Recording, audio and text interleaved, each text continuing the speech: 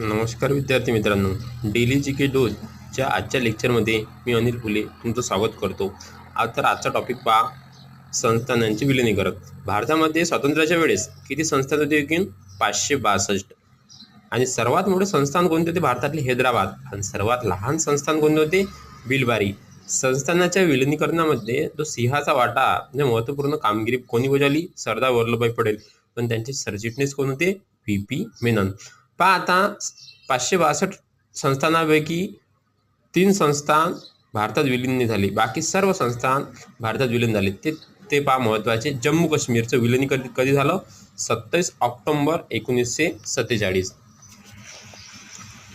काश्मीरमधील राजा हरिसिंग याने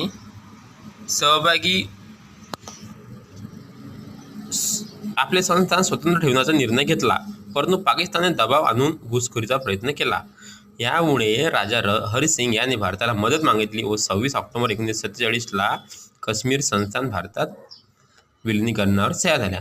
व 27 ऑक्टोबर 1947 रोजी भारताचे मेजर सोमनाथ दत्त व ब्रिगेडियर उस्मान याच्या नेतृत्वाखाली सैन्य घुसून अर्ध्याहून अधिक काश्मीर मुक्त केले. परंतु नेहरूंनी हा प्रश्न युनोकडे नेला. त्यावेळेस नॅशनल कॉन्फरन्सचे अध्यक्ष होते शेख ओमर अब्दुल्ला. 1 जानेवारी 1949 रोजी युद्धबंदी घोषित केली व पाकने घुसखोरी केलेला काश्मीरचा भाग आपण काय ओळखतो? पाकव्याप्त काश्मीर. आता पहा, नंतरचं संस्थान हैदराबाद संस्थान, ते कधी विलीन झालं? 17 सप्टेंबर 1948. पहा आता, रजाकार संघटनेचा नेता कोण होता? कासिम रिझवी यांनी हैदराबादच्या निजामाला भारतात सामील न होण्याचा सल्ला दिला, तसेच येथील लोकांवर अत्याचार केला.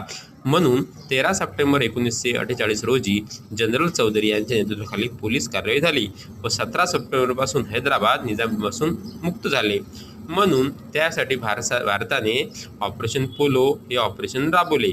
म्हणून 17 सप्टेंबरपासून हैदराबाद मुक्ती दिन आणि हैदराबाद हे मुक्त संस्थान भारतात विलीन झाले. व त्यासाठी मदत करणारे हैदराबादचे स्टेट काँग्रेस सेक्रेटरी स्वामी रामानंद तीर्थ. आता नंतरचं पाहता, गोवा कधी मुक्त झालं? 19 डिसेंबर 1961.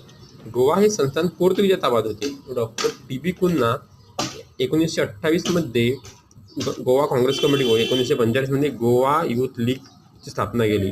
गोवा मुक्ती संग्राच्या प्रमुख महिला होत्या सुधाताई चौधरी.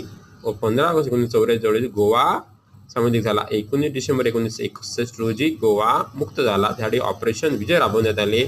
याप्रमाणे आपण असे जो टॉपिक बघितला आहे तो तुम्ही व्यवस्थित पहा.